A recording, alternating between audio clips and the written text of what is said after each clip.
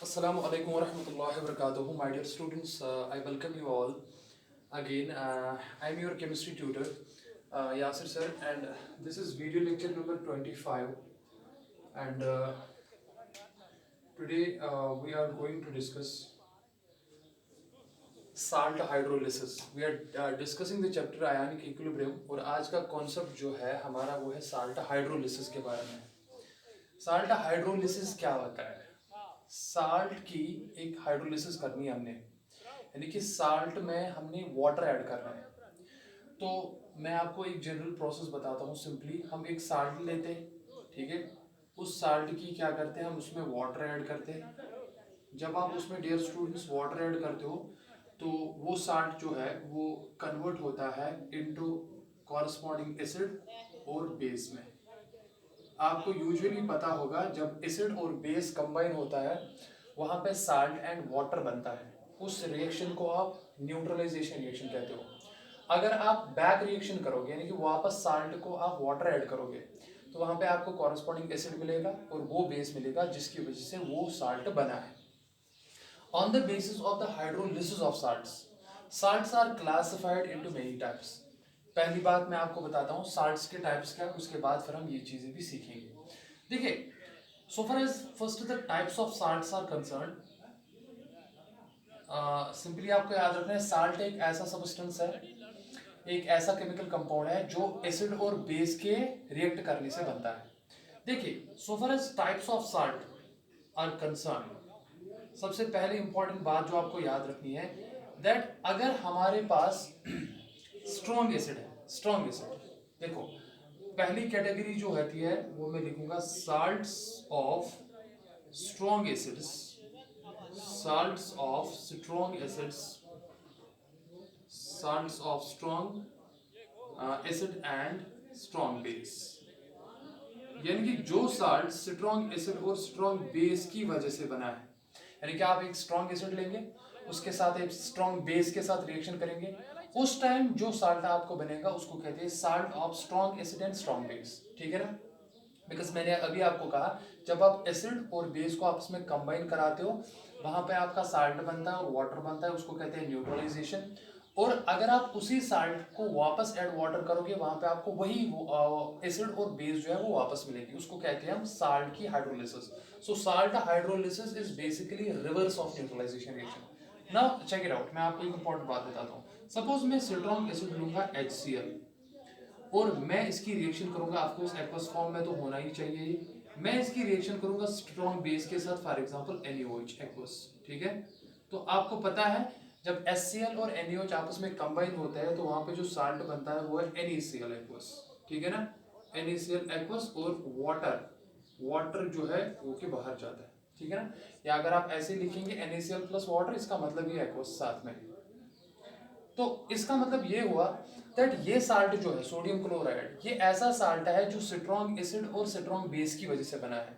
So this is a salt which is formed of strong acid and strong base. सबको clear हो रहा है ना.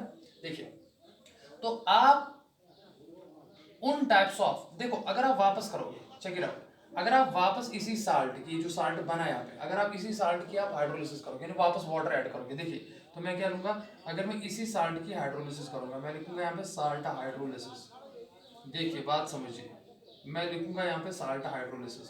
तो साल्ट हाइड्रोलिसिस कीजिए इस साल्ट का, तो मैं लूंगा NaCl. देखिए NaCl, NaCl को अगर आप पानी ऐड करेंगे फॉर एग्जांपल, देखिए अगर आप इसमें वाटर ऐड करेंगे H2O, तो आप क्या करेंगे, आपको पता है साल्ट में जो है, साल्ट में दो पार्ट्स होते हैं, साल्ट में दो पार्ट्स होते हैं, एक होता है कैटायन पार्ट, एक होता है कैटायन पार्ट और दूसरा होता है उसमें एनायन पार्ट. ये बात आप याद रखिए. साल्ट में दो पार्ट होते हैं, एक होता है कैटायन पॉजिटिवली चार्ज आयन, दूसरा होता है एनायन जो कि नेगेटिवली चार्ज आयन होता है. तो उसमें आप क्या करेंगे, उसमें जब आप वाटर ऐड करते हो, फॉर एग्जांपल मैं इस वाले साल्ट की बात कर रहा हूँ जो साल्ट स्ट्रॉन्ग एसिड और स्ट्रॉन्ग बेस का बना है. ठीक है ना. आप देखिए मैं फिर से लिखूंगा यहाँ पे, सिंस साल्ट में जो है NaCl होता है, ये Na प्लस है और Cl माइनस है, लेकिन इसमें कैटायन पार्ट भी और एनायन पार्ट भी है. मान लो मैंने क्या किया, मैंने इसमें वाटर ऐड किया. देखो आपको कैसा एसिड और बेस बनाना है. जो कैटायन पार्ट होता है, कैटायन पार्ट को आपको वाटर का OH नेगेटिव देना पड़ेगा और नेगेटिव पार्ट को आपको H प्लस देना पड़ेगा. जाहिर सी बात है, देखो ना क्या बनेगा, जब Cl नेगेटिव वाटर में से H+ खींचेगा, ये लॉरियम रोस्टेड कॉन्सेप्ट है, बिकॉज यहाँ पे बेस एक्ट करेगा, ये एसिड एक्ट करेगा, ये H+ देगा, इसमें से Cl नेगेटिव के साथ HCl बनेगा और OH नेगेटिव बचा वो Na+ के साथ जाएगा तो बन गया NaOH। देखिए तो अब यहाँ पे देखो कि एक तो स्ट्रॉन्ग एसिड HCl बन रहा है और स्ट्रॉन्ग बेस NaOH बन रहा है। इसका मतलब ये साल्ट जो है sodium chloride NaCl, this is a salt which is formula of strong acid and a strong base. सबको समझ आया? तो मैंने टाइप ऑफ साल्ट भी यहाँ पे आपको फिलहाल पहला टाइप बताया और उसकी हाइड्रोलिसिस भी की। लेकिन एक इंपॉर्टेंट बात आपको याद रखनी है, वो क्या है? सिंस साल्ट जो होते हैं, साल्ट कोई भी टाइप हो, साल्ट की 100% आयोनाइजेशन होती है, ये मैं आपको बता चुका हूँ। इनकी 100% आयोनाइजेशन होती है। देखिए जब इनकी 100% आयोनाइजेशन होगी तो इसका मतलब है मैं ये पार्ट ऐसे भी लिख सकता हूँ Na+Cl- like this, plus water में जब आप इसको ऐड करोगे तो इसकी हाइड्रोलिसिस होगी। देखो बना क्या? एक तो बनेगा HCl, लेकिन since HCl is strong acid, strong electrolyte, तो वो मैं आपको दिखा सकता हूँ H+ एंड Cl- ऐसे भी दिखा सकता हूँ। और स्ट्रॉन्ग जो सोडियम हाइड्रोक्साइड है वो भी एक स्ट्रॉन्ग इलेक्ट्रोलाइट है, स्ट्रॉन्ग बेस है, उसको भी मैं दिखा सकता हूँ Na+ एंड OH- के जरिए ऐसे। अब देखो इक्वल टर्म्स जो है इस साइड वो आप कैंसिल कीजिए। देखो Na+ के साथ जाएगा, Cl- के साथ जाएगा। जरा बचा क्या?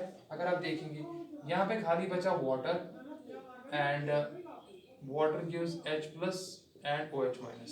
तो ये प्रोसेस जो है ये सिंपली रिप्रेजेंट करता है आपको ionisation of water, ionisation of water. ये सिंपली आपको रिप्रेजेंट करना है आयोनाइजेशन ऑफ वाटर। तो इससे आपको क्या पॉइंट क्लियर हुआ? इससे आपको ये पॉइंट क्लियर हुआ दैट वो साल्ट्स जो कि स्ट्रॉन्ग एसिड्स और स्ट्रॉन्ग बेसिस से बने हैं, उन साल्ट्स को आप न्यूट्रल साल्ट्स भी कहते हो। बिकॉज जितना हाइड्रोक्लोरिक एसिड स्ट्रॉन्ग एसिड है उतना ही स्ट्रॉन्ग बेस सोडियम हाइड्रोक्साइड है, तो एक दूसरे का इफेक्ट न्यूट्रलाइज करते हैं। उन साल्ट्स को न्यूट्रल साल्ट्स कहते हैं। दो salts which are formed of strong acids and strong bases, उन साल्ट्स को आप न्यूट्रल साल्ट्स कहते हो। और न्यूट्रल साल्ट की जब आपने हाइड्रोलिसिस की तो लास्ट में आप इस इक्वेशन तक पहुंचते हो, इस रिएक्शन तक पहुंचते हो that it basically simply represents the ionisation of water. इसीलिए मैं यहाँ पे नोट डाल देता हूँ दैट हम हमेशा कहते हैं दैट न्यूट्रल साल्ट्स जो होते हैं, मैं फिर से क्लियर कर रहा हूँ, न्यूट्रल साल्ट्स वो साल्ट्स होते हैं जो कि स्ट्रॉन्ग एसिड्स और स्ट्रॉन्ग बेसिस से बने हो। तो इंपॉर्टेंट नोट जो इसमें ये है वो ये है दैट न्यूट्रल साल्ट्स, मैं यहाँ पे पॉइंट लिख रहा हूँ, आप भी नोट डाउन कीजिए। न्यूट्रल साल्ट्स, बाद में मैं कुछ और न्यूट्रल साल्ट्स के एग्जांपल आपको बताऊंगा। Neutral salts does not, neutral salts does not undergo, neutral salts does not undergo hydrolysis. Because मैं आपको अभी थोड़ी देर बाद ये चीज़ें समझाऊंगा। हाइड्रोलिसिस या तो कैटाइन पार्ट की होती है या तो एनाइन पार्ट की होती है, उसको cationic hydrolysis and anionic hydrolysis कहते हैं। लेकिन जो न्यूट्रल साल्ट्स होते हैं उनमें ना ही कैटाइन पार्ट भी लास्ट में बचता है, ना ही एनाइन पार्ट बचता है, तो यानी कि वो सिंपली रिप्रेजेंट करता है आयोनाइजेशन ऑफ वाटर। इसलिए हम कहते हैं जो न्यूट्रल साल्ट्स होते हैं, न्यूट्रल साल्ट्स की आयोनाइजेशन नहीं होती है। देखो अब मैं आपको एक शॉर्ट ट्रिक बताऊंगा यहाँ पे कि आपको कैसे पता चलेगा कि कोई साल्ट किस एसिड और किस बेस का बना है। पहले मैं इरेज करता हूँ, उसके बाद मैं आपको न्यूट्रल साल्ट्स की और एग्जांपल दूंगा। देखिए देखिए आराम से समझिए।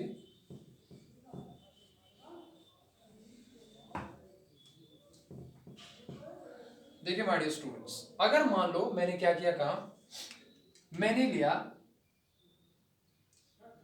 मैं एग्जांपल ऑफ न्यूट्रल साल्ट्स दे रहा हूँ, मैं एग्जांपल्स ऑफ न्यूट्रल साल्ट्स बता रहा हूँ। देखो K2SO4, KCl, मैं अभी थोड़ी देर बाद आपको बताऊंगा कि ये न्यूट्रल साल्ट्स है सारे, या NaNO3, NaNO3, ठीक है ना। ऐसे लेते हैं Na2SO4, Na2SO4, ये सारे साल्ट्स हैं and these all are the salts of neutral type. अब देखो आपको क्या करना है, अब आपको ये पता लगाना है कि ये साल्ट किस एसिड और किस बेस का बना है। तो आप क्या करेंगे, इस साल्ट की हाइड्रोलिसिस करेंगे, वाटर ऐड करेंगे। तो जब आप साल्ट में वाटर ऐड करते हैं, मैंने थोड़ी देर पहले दिखाया, तो वहां पे एक तो एसिड मिलता है और बेस मिलता है, ठीक है ना। अब देखो तरीका क्या है, जो ही आप इसमें वाटर ऐड करेंगे H2O, इसमें भी उसमें भी, तो आपको पता है दैट साल्ट में दो पार्ट होता है, एक तो होता है कैटायन पार्ट और दूसरा होता है एनायन पार्ट। सबको समझ आ रहा है? देखिए अब क्या करना है, यहाँ पे कैटायन कौन है, यहाँ पे कैटायन है K प्लस और एनायन जो है वो है SO4 2 माइनस। सबको क्लियर हो गया? ऑफ कोर्स K2 है तो मैं 2K लिखूंगा।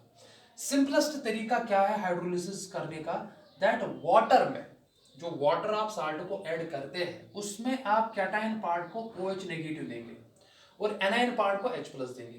कैटायन कौन है, कैटायन यहाँ पे K प्लस है, इसको OH नेगेटिव देंगे, लेकिन सिंस यहाँ पे कैटायन 2 है इसलिए यहाँ पे 2 OH नेगेटिव ये लेगा तो ये बनेगा ट्वाइस KOH। और एनायन को क्या मिलेगा, एनायन को H प्लस मिलेगा। जाहिर सी बात है जब इसको 2 OH नेगेटिव मिला तो इसको 2 H प्लस निकलेंगे तो क्या बनेगा ये H2SO4।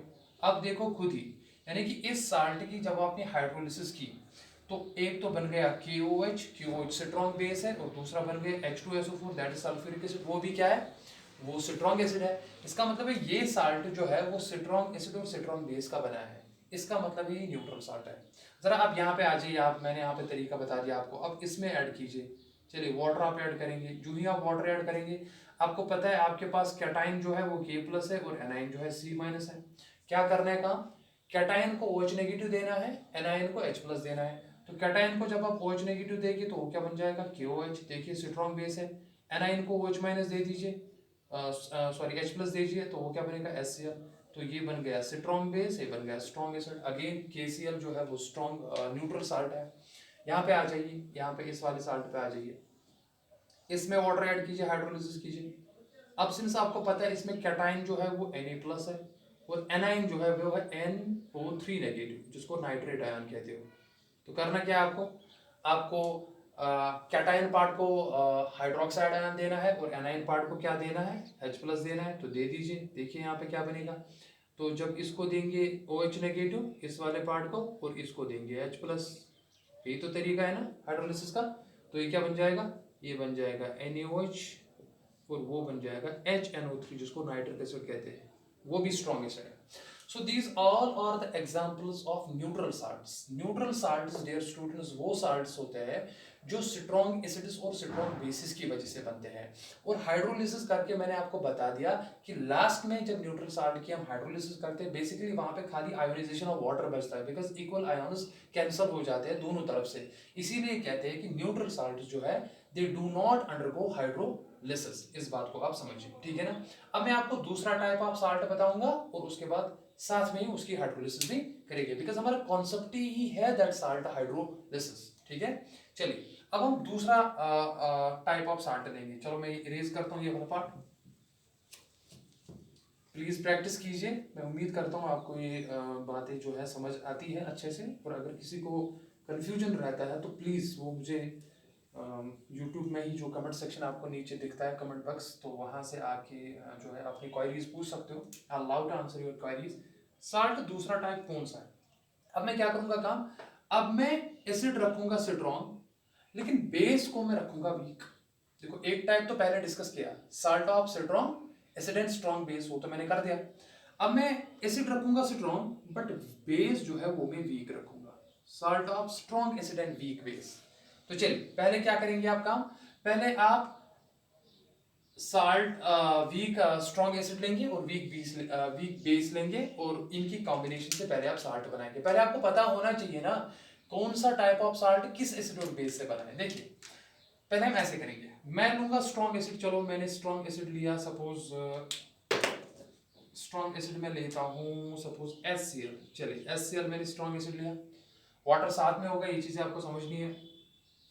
मैं इसको रिएक्शन करूंगा, वीक बेस लेनी है मुझे, तो वीक बेस में लेता हूं NH4OH। देखिए NH4OH ये वीक बेस है, इसको अमोनियम हाइड्रोक्साइड कहते हैं, पता होगा सबको, ठीक है ना। ये एक्वस फॉर्म में होगा बिकॉज तभी जाके हाइड्रोक्साइड आयन देगा। जरा इससे साल्ट क्या बनेगा, पहले सबसे इंपॉर्टेंट चीज आपको ध्यान में रखनी है दैट एसिड से H प्लस आता है, बेस से OH माइनस आता है, तो वाटर तो पहले ही बाहर गया, that is H2O।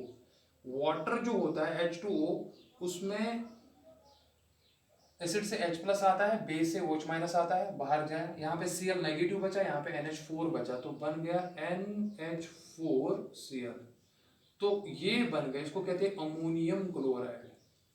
So ammonium chloride है क्या बेसिकली डियर स्टूडेंट्स, ये एक साल्ट है जो किसकी वजह से बना है, जो स्ट्रॉन्ग एसिड और वीक बेस की वजह से बना है। ये स्ट्रॉन्ग एसिड है, मैं लिखूंगा यहाँ पे SA स्ट्रॉन्ग एसिड, और ammonium hydroxide is a weak base, मैं लिखूंगा WB, ठीक है ना। So ammonium chloride is a salt which is formed of strong acid and weak base, ठीक है ना। अब अगर आपको कोई डायरेक्टली देगा NH4Cl, आपको वो उसी टाइम बताएगा, बताइए डियर स्टूडेंट्स NH4Cl जो साल्ट है ये किस एसिड और किस बेस का बना है। पहले ही मैंने आपको बता दिया दैट साल्ट में दो पार्ट होते हैं, होता है कैटायन पार्ट, दूसरा होता है एनायन पार्ट। Cl तो पता ही होगा ये नेगेटिव है, और इसका मतलब है ये वाला पार्ट जो है NH4, इसको अमोनियम आयन कहते हैं, प्लस होगा। करना क्या है, वाटर जब आप ऐड करते हो ना, कैटायन पार्ट को हाइड्रोक्साइड दिया करो और एनायन पार्ट को जो है वो H+ दिया करो। तो सिंपली बात है, इसको क्या दोगे आप, इसको आप सिंस से कैटायन पार्ट है तो इसको OH- दोगे, और सिंस से एनायन पार्ट है तो इसको H+ दोगे। तो देखो ना क्या बनेगा, NH4OH, तो बन गया NH4OH। देखिए NH4OH, आपको पता है NH4OH आपका ये देखो बेस है, और इसको दोगे H+ तो ये बन जाएगा HCl, वही तो हमारे पैरेंट एसिड्स थे। सबको क्लियर हो गया ना। अब देखिए, अब मैं इसकी हाइड्रोलिसिस अलग से करूंगा, तो मैं यहाँ पे लिखूंगा हाइड्रोलिसिस। हाइड्रोलिसिस, देखो ये जो मैंने आपको शॉर्ट तरीका बताया ना, यहाँ पे आप देखो कि यही दो बनेंगे, बिकॉज ये इन्हीं दो से बना है।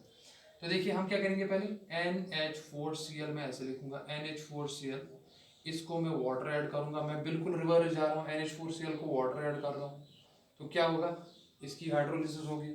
हाइड्रोलिसिस जब होगी तो NH4+ जो है वो OH- इससे लेगा, तो बन जाएगा NH4OH, NH4OH प्लस, और यहाँ पे Cl- इसमें से H+ खींचेगा तो बन गया HCl। अब इंपॉर्टेंट बात सुन लो, साल्ट जो होता है, मैंने थोड़ी देर पहले अभी आपको बताया, साल्ट्स आर स्ट्रॉन्ग इलेक्ट्रोलाइट्स, उनकी 100% आयोनाइजेशन होती है। जब इसकी 100% आयोनाइजेशन है, बिकॉज ये साल्ट है, तो इसका मतलब है साल्ट को मैं इस फॉर्म में लिख सकता हूँ, NH4 यानी कि कैटायन पार्ट में और एनायन पार्ट में, बिकॉज जो ही आप इसमें पानी में डालोगे 100% आयोनाइज होगा। अब देखिए वाटर तो साथ में है ही, चलो प्लस H2O में लिखता हूँ फिर से, गिव्स। अब देखो NH4OH जो है ये वीक बेस है, मैं पहले कह चुका हूं वीक बेस की 100% आयोनाइजेशन नहीं होती है, इसलिए मैं ये डिसोसिएटेड फॉर्म में नहीं दिखाऊंगा। लेकिन since hydrochloric acid strong electrolyte है, इसको मैं पूरा डिसोसिएटेड फॉर्म में दिखाऊंगा H+ एंड Cl-। अब आप एक काम कीजिए, अब इक्वल आयोन जो है इस एरो के जो है साइडवेज जो है वो कैंसिल कीजिए। देखो यहाँ पे Cl नेगेटिव है, यहाँ पे भी Cl नेगेटिव है, मैं इसको कैंसिल कर देता हूँ। क्या कोई और टर्म कैंसिल हो सकती है? बिल्कुल नहीं हो सकती है। जरा नेट इक्वेशन क्या बची? नेट इक्वेशन ये बची NH4+ that is ammonium ion, इसकी हम करेंगे हाइड्रोलिसिस दैट इज H2O। बनेगा क्या? एक तो बनेगा सर NH4OH प्लस और यहाँ पे H+। देखो इसका मतलब क्या है H+, यहाँ पे कॉन्सेंट्रेशन ऑफ H+ ज्यादा होगी। अब देखिए एक इंपॉर्टेंट बात, ये नेट इक्वेशन है, ये नेट इक्वेशन है। इस नेट इक्वेशन में बेसिकली किस पार्ट की हाइड्रोलिसिस हो रही है, एनाइन पार्ट की कि कैटायन पार्ट की? कैटायन पार्ट की। That's why this hydrolysis is called as cationic hydrolysis. This hydrolysis is called as cationic hydrolysis. So आपके पास एक इंपॉर्टेंट पॉइंट आ गया, क्या? कैटायनिक हाइड्रोलिसिस किन साल्ट्स की होती है? जो साल्ट्स स्ट्रॉन्ग एसिड और वीक बेस के बने होते हैं, उन साल्ट्स की कैटायनिक हाइड्रोलिसिस होती है। और कैटायनिक हाइड्रोलिसिस जब होगी, आप देखिए ना इस वाले साइड एरो के इस साइड राइट साइड में क्या क्या है, एक है weak base that is ammonium hydroxide, और स्ट्रॉन्ग एसिड की वजह से जो H+ थे, कंसंट्रेशन ऑफ H+ बहुत ज्यादा होगी। मान लो अगर H+ की कंसंट्रेशन है 100 आयंस है, अमोनियम हाइड्रोक्साइड जब आयोनाइज होगा, मान लो वो जो है 10 हाइड्रोक्साइड आयन देगा, वहां पे H+ 100 है, लेकिन हाइड्रोक्साइड आयन जो है वो 10 ही है, तो 10 हाइड्रोक्साइड आयन 10 H+ से न्यूट्रलाइज हो जाएगी, इसका मतलब है एक्स्ट्रा 90 H+ बचे। इसका मतलब यहाँ पे एक इंपॉर्टेंट बात याद आपको रखनी है, दैट यहाँ पे जो सोल्यूशन होगा, सोल्यूशन जो होगा आपका वो एसिडिक होगा। एसिडिक, एसिडिक का मतलब है इसका pH जो है, pH इसका लेस देन 7 होगा, इस बात को समझिए, होना भी चाहिए, बिकॉज ये साल्ट बना किससे है? स्ट्रॉन्ग एसिड और वीक बेस से, यानी कि स्ट्रॉन्ग एसिड का कॉन्सेप्ट ज्यादा होगा, स्ट्रॉन्ग एसिड का जो है पलड़ा भारी हो जाएगा, because strong acid weak base को जो है वो डोमिनेट करेगा। तो दैट इज वाई जब आप उन साल्ट्स की हाइड्रोलिसिस करते हो जो स्ट्रॉन्ग एसिड और वीक बेस से बनते हैं, वहां पर रिजल्टिंग सॉल्यूशन एसिडिक होता है और पीएच उसका लेस देन 7 होता है, और उस हाइड्रोलिसिस को आप कैटायनिक हाइड्रोलिसिस कहते हो। There are many other salts जो कि इस कैटेगरी में आते हैं, that is strong acid and weak base. तो मैं ये पोर्शन जो है वो इरेज करूंगा, मैं आपको जल्दी जल्दी उनकी एग्जांपल्स बताऊंगा कौन कौन है, और इसके बाद हम तीसरे टाइप पे जाएंगे। देखिए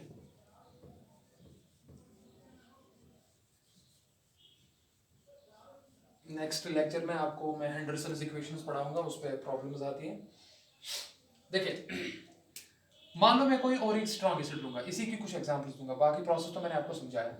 मान लो स्ट्रॉन्ग एसिड है H2SO4, देखिए H2SO4 ये भी स्ट्रॉन्ग एसिड है, मैं यहाँ पे लिखूंगा स्ट्रॉन्ग एसिड।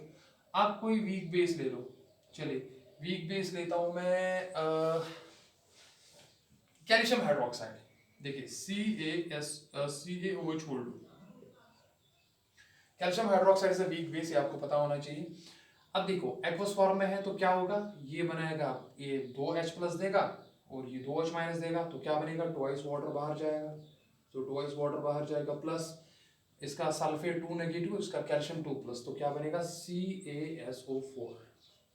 तो कैल्शियम सल्फेट जो है ये साल्ट बना, लेकिन किस टाइप का साल्ट है, जो कि स्ट्रॉन्ग एसिड और वीक बेस से बना है, ठीक है ना। इसी तरीके से आप एक और स्ट्रॉन्ग एसिड ले सकते हो, एक और वीक बेस ले सकते हो, ठीक है ना, जैसे अल्युमिनियम हाइड्रोक्साइड है AlOH whole thrice, AlOH whole thrice, ये भी जो है ये एक वीक बेस है।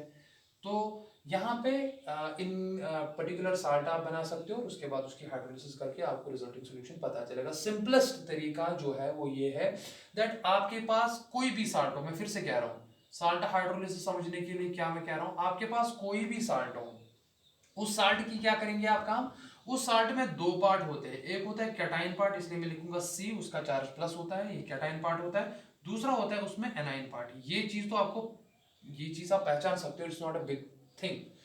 एंड सिंपली उसके बाद क्या करना है, कैटाइन पार्ट को आपको वाटर का OH माइनस देना है और एनाइन पार्ट को आपको वाटर का H प्लस देना है, दैट्स इट। तो आपका बन जाएगा बेस COH एंड एसिड आपका बन जाएगा He। तो सिंपलेस्ट आपको देखना पड़ेगा, फिर अगर एसिड ही स्ट्रॉन्गर था than base, resulting solution acidic होगा, अगर बेस ही स्ट्रॉन्गर थी देन एसिड, तो रिजल्टिंग सॉल्यूशन बेसिक होगा। अगर दोनों की स्ट्रेंथ इक्वल थी तो जितने H प्लस देगा उतने ही OH माइनस देगा, तो उस टाइम जो सॉल्यूशन है वो न्यूट्रल होगा। वो मैंने केस फर्स्ट में आपको समझाया, ठीक है ना। अब मैं क्या करूंगा काम, और कैटायनिक हाइड्रोलिसिस इसके केस में होगी, वो मैं ऑलरेडी समझा चुका हूं। अब तीसरा केस जो है वो ये है, अगर आपके पास एसिड स्ट्रॉन्ग है, सॉरी अगर आपके पास अब एसिड वीक है लेकिन बेस स्ट्रॉन्ग है, देखो इसका बिल्कुल उल्टा, देखो इसका बिल्कुल उल्टा, बिल्कुल उल्टा इसका क्या, अब आपके पास एसिड वीक है, वीक एसिड, लेकिन बेस जो है वो स्ट्रॉन्ग है, तो मैं यहां पे लिखूंगा स्ट्रॉन्ग बेस। उसके केस में क्या होगा, तो ये ध्यान में रखेंगे आप, देखिए क्या होगा उसके केस में। देखिए पहले आप वीक एसिड ले लीजिए कोई, चलो मैं लेता हूं CH3COOH, ये है स्ट्रॉन्ग वीक एसिड, ठीक है ना। तो मैं लेता हूं इसमें स्ट्रॉन्ग बेस, चलिए मैं लेता हूं NaOH, ये तो सबको पता है, एक्वस फॉर्म वो साथ में होगा, वो चीजें आप समझ लेना, बिकॉज जब तक वाटर नहीं होगा तब तक ये H प्लस नहीं देगा, तब तक ये OH माइनस नहीं देगा। अब होगा क्या, मान लो इसने H प्लस दिया, इसने OH माइनस दिया, तो वाटर तो आप पहले ही बाहर करते हो, ठीक है ना, न्यूट्रलाइजेशन रिएक्शन की तरफ, acid plus base give salt plus water. Salt देखो क्या बनेगा, यहां से Na प्लस, यहां से CH3COO माइनस, तो क्या बनेगा CH3COO माइनस और उसका Na, तो इसको कहेंगे हम ऐसे CH3COONA। तो ये है क्या, यहाँ पे ये साल्ट बन गया, और इस साल्ट का नाम क्या है, इसको कहते हैं सोडियम एसिटेट। तो सोडियम एसिटेट क्या है, सोडियम एसिटेट एक ऐसा साल्ट है जो वीक एसिड से बना है लेकिन स्ट्रॉन्ग बेस से बना है। सबको क्लियर हो गया, ठीक है। अब आपको क्या करना है, आपको इसकी हाइड्रोलिसिस करनी है, तो हाइड्रोलिसिस कीजिए साल्ट की, बिल्कुल रिवर्स आइए, तो मैं ऐसे लिखूंगा, चलो हाइड्रोलिसिस करते हैं। जब मैं इसकी हाइड्रोलिसिस करूंगा तो मैं फिर से लिखूंगा CH3COONA, ठीक है। आपको पता है ये नेगेटिव होता है इसमें और ये पॉजिटिव होता है, ये चीजें तो पता है आपको, ठीक है ना। चलो मैं बाद में लिखूंगा। क्या करेंगे काम सर, इसमें वाटर ऐड करेंगे, वाटर ऐड करेंगे तो क्या होगा, वापस रिवर्स आइए ना, एक तो बनेगा CH3COOH plus sodium hydroxide that is NaOH. Is it clear to you, dear students? Now see, since salt जो है are 100% ionized, तो इसको मैं आयनिक फॉर्म में ऐसे लिखता हूँ CH3COO negative plus Na plus. Because water में क्या होगा, वाटर में साल्ट 100% आयोनाइज्ड होते हैं. अब देखिए प्लस वाटर तो साथ में है ही, क्या देगा, एक तो देगा CH3COOH, वो तो मैंने ऊपर ही लिखा है. लेकिन सिंस आपको पता है ये क्या है, वीक एसिड है, तो इसकी मैं आयोनाइजेशन नहीं दिखाऊंगा. लेकिन सिंस सोडियम हाइड्रोक्साइड एक स्ट्रॉन्ग बेस है, और स्ट्रॉन्ग बेस एक स्ट्रॉन्ग इलेक्ट्रोलाइट होता है जो कि 100% आयोनाइज होता है, इसलिए मैं लिखूंगा इनको आयंस की फॉर्म में.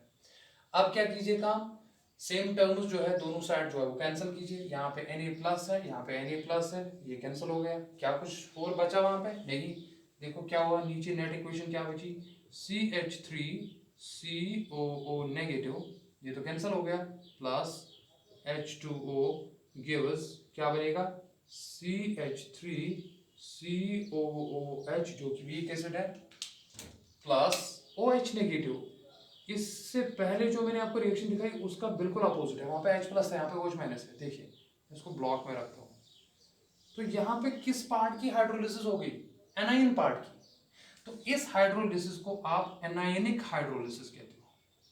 तो इसका मतलब जो साल्ट्स वीक एसिड और स्ट्रॉन्ग बेस से बने होते हैं उनकी एनायनिक हाइड्रोलिसिस होती है. एनायनिक हाइड्रोलिसिस यानी कि एनाइन पार्ट की हाइड्रोलिसिस होती है. और रिजल्टिंग सॉल्यूशन होगा क्या, खुद ही बताओ ना.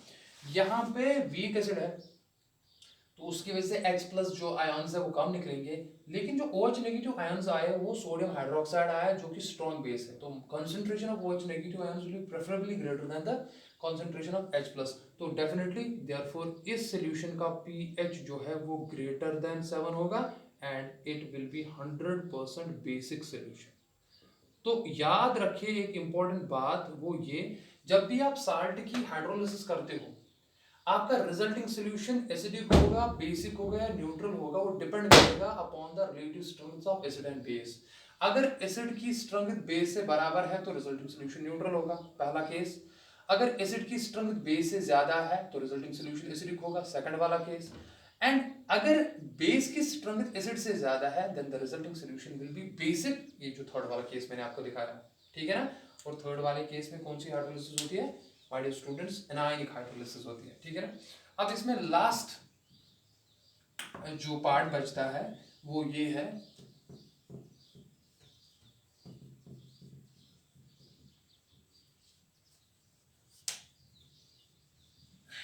दैट अगर हम वीक एसिड और वीक बेस लेंगे तब क्या होगा. देखो पहला मैंने लिया strong acid and strong base, फिर मैंने लिया स्ट्रॉन्ग एसिड वीक बेस, तीसरा मैंने लिया वीक एसिड स्ट्रॉन्ग बेस. अब चौथा केस जो है, इससे पहले तीसरा था, अब यहाँ पे फोर्थ केस जो है वो है weak acid and weak base. चले वीक एसिड लेते हैं, वीक एसिड में लूंगा CH3COOH. चले वीक बेस लेते हैं, चलो मैं लेता हूँ NH4OH, आप कोई और भी ले सकते हो, it's not a big deal. तो इससे H प्लस और इससे OH माइनस, ये वीक एसिड है और ये वीक बेस है. एसिड H प्लस देता है, बेस OH माइनस देता है, पहले ही पानी वो बाहर जाता है. उसके बाद CH3 COO NH4, तो ये बन गया साल्ट. देखिए हम ये बन गया साल्ट, सबको क्लियर हो रहा है, चेक कीजिए, ये बन गया साल्ट. इस साल्ट को हम कहते हैं अमोनियम एसिटेट. अमोनियम एसिटेट मैं यहां पर लिखता हूं,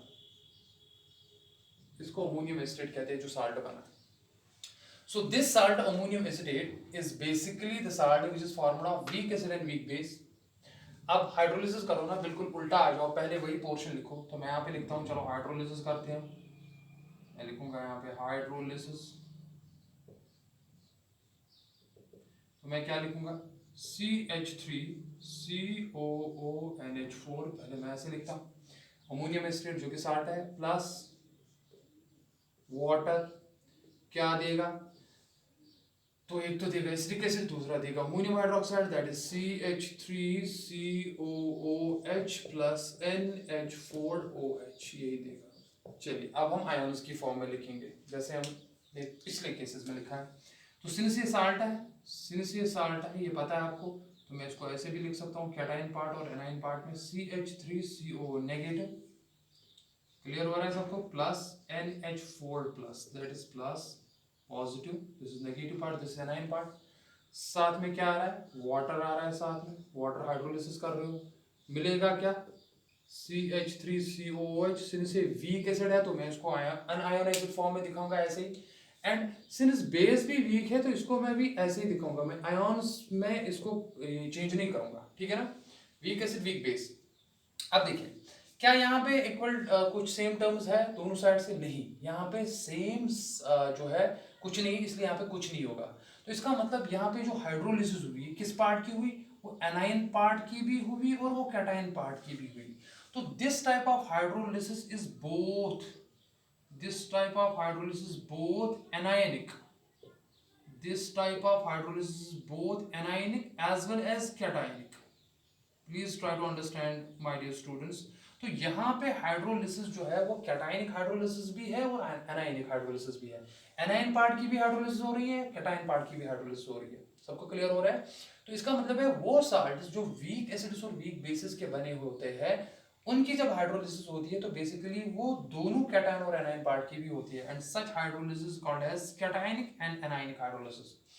अब यहाँ पे देखिए since acid formed is weak as base formed is also weak, अब यहाँ पे जितनी इसकी एसिडिक स्ट्रेंथ है उतनी ही अगर इसकी बेसिक स्ट्रेंथ हुई then the solution will be neutral। मान लो ये वीक एसिड है और ये 100 में से मान लो 10H प्लस देता है, वे भी वीक बेस है, ये भी मान लो 100 मॉलिक्यूल्स में से 10OH नेगेटिव देता है, तो 10H प्लस 10OH नेगेटिव को बैलेंस करके जो है वहां पे सॉल्यूशन न्यूट्रल होगा। तो रिजल्टिंग सॉल्यूशन इसके केस में क्या होगा, जब salt of weak acid and weak base की आप हाइड्रोलिसिस करते हो वो डिपेंड करता है upon the relative strength of acid and base, relative strength of weak acid and weak base. अगर उनकी स्ट्रेंथ इक्वल है तो सॉल्यूशन एसिडिक ये सॉरी न्यूट्रल होगा, अगर वीक एसिड की ही थोड़ी सी स्ट्रेंथ ज्यादा है देन वीक बेस तो सॉल्यूशन थोड़ा सा एसिडिक होगा, अगर वीक बेस की स्ट्रेंथ वीक एसिड से थोड़ी ज्यादा थी तो रिजल्टिंग सॉल्यूशन बेसिक होगा। तो उसके केस में आप जो है ये आराम से कर सकते हो। तो मैं फिर से लास्ट टाइम आपको बता रहा हूं दैट अगर आपके पास कोई साल्ट है आपको उस साल्ट में पहले पहचानना है कि कैटायन का पार्ट कौन सा है और एनायन का पार्ट कौन सा है, बिकॉज साल्ट में दो ही पार्ट होते हैं, कैटायन पार्ट एनायन पार्ट, ठीक है ना। तो उसमें आपको ध्यान रखना है दैट आपको कैटायन पार्ट को OH नेगेटिव देना है और आपका बेस आ जाएगा, और आपको एनायन पार्ट को H प्लस देना, आपका एसिड आएगा। तो एक और इम्पॉर्टेंट बात मैं आपको अभी बताता हूँ, उसके बाद जो है हम इस टॉपिक को यहाँ पे फिनिश करते हैं, फिर हम नेक्स्ट वीडियो लेक्चर में पीएच की बात करेंगे, उस इक्वेशन की बात करेंगे जिससे साल्ट्स का पीएच देखा जाता है। बिकॉज आपने देखा कि जब किसी साल्ट की हाइड्रोलिसिस करते हैं तो वो साल्ट जब हाइड्रोलिसिस आप करोगे वो हाइड्रोलिसिस के बाद जो आपको सॉल्यूशन मिलता है वो न्यूट्रल भी हो सकता है, वो एसिडिक भी हो सकता है, वो बेसिक भी हो सकता है, डिपेंड करता है कि साल्ट किस एसिड और किस बेस का बना है। तो पीएच जानना जरूरी है। तो उसके लिए हमने एक इक्वेशन पढ़ते हैं जिसको हेंडरसन्स इक्वेशंस कहते हैं, वो हम इंशाल्लाह नेक्स्ट लेक्चर में पढ़ेंगे, लेक्चर नंबर 26 में। लेकिन एक इंपॉर्टेंट बात मैं आपको एक और बताना चाहूंगा। मान लो हमारे पास क्या होता है, हमारे पास अगर हम एसिड लेते हैं और इस एसिड को ट्रीट करते हैं बेस के साथ, बिल्कुल ऊपर वाली रिएक्शन दिखा रहा हूँ ये, तो डियर स्टूडेंट्स आपको मिलता है साल्ट और आपको वाटर मिलता है, ये रिएक्शन आपने पढ़ी है, acid plus base gives salt plus water. Important चीज समझिए, तो for the sake of simplicity मैं यहाँ पे एसिड लेता हूँ HCl और बेस लेता हूँ NaOH, आप कोई भी ले सकते हो, चलो मैंने ये ले ली। देखिए आपको पता है एसिड क्या देता है, एसिड देता है H प्लस एंड बेस जो देता है वो OH माइनस देता है, और ये H प्लस और OH माइनस आपस में कंबाइन होके पहले वाटर बनाते हैं, तो वाटर मैंने यहाँ पे लिखा H2। अब जाहिर सी बात है जब इसने H प्लस दिया तो बचा क्या Cl माइनस, और इसने OH माइनस दिया तो बचा Na प्लस। अब देखिए यहाँ पे एक तो Na प्लस है दूसरा Cl माइनस है, और आपको पता है ये क्या है, ये साल्ट है, ये साल्ट है, मैंने ऊपर ही लिखा। तो इसका मतलब ये है दैट साल्ट जो है उसमें दो पार्ट होते हैं, एक तो होता है कैटायन पार्ट जो कि ऊपर Na+ है, और दूसरा जो होता है उसमें anion पार्ट होता है जो कि Cl-। अब खुद ही समझे मैं क्या बताने जा रहा हूं। अब कैटायन पार्ट जो है Na+, ये बेसिकली आ कहां से रहा है, ये बेस से आ रहा है, देखिए ना, Na+ आया कहां से, बेस से, इसीलिए कैटायन पार्ट को बेसिक रेडिकल भी कहते हैं। इस चीज को समझिए और इस चीज को याद रखिए। साल्ट में जो कैटायन वाला पार्ट होता है वो बेसिकली बेस से आया होता है और इसीलिए उसको बेसिक रेडिकल कहते हैं। और अगर आप एनायन पार्ट देखेंगे, देखिए ना वो कहां से आया, वो एसिड से आया है, तो इसीलिए डियर स्टूडेंट्स एनायन वाला पार्ट जो है उस पार्ट को हम एसिडिक रेडिकल कहते हैं, एसिडिक रेडिकल। तो ये थोड़ा सा रह गया था जो कि मैंने आपको क्लियर किया। तो आज के लेक्चर में हमने साल्ट को जब हम हाइड्रोलाइज करते हैं, यानी कि साल्ट का जो कैटायन और एनायन के दरमियान कनेक्शन होता है वो ब्रेक करते हैं, जिसकी वजह से हमें वापस एसिड और बेस मिलता है, उसी टॉपिक को कहते हैं हम साल्ट हाइड्रोलिसिस। तो इंशाअल्लाह dear students, in the next video lecture we are going to discuss the pH of the hydrolyzed salt। क्या होता है, यानी कि मैं हेंडरसन्स इक्वेशंस की बात कर रहा हूँ। तो इंशाल्लाह वो 26 वीडियो लेक्चर में हम स्टार्ट करेंगे, और उसके बाद हमारा खाली एक टॉपिक बचता है, that is buffer solutions, and we are gonna finish this unit and इंशाल्लाह we are gonna move steadily ahead. तो मैं उम्मीद करता हूँ आप अच्छे से वीडियो लेक्चर्स फॉलो करते हो, नोट्स बनाते हो आप। तो चलिए अपना ख्याल रखिए, फ़ी अमानिल्लाह, अस्सलामु अलैकुम व रहमतुल्लाह।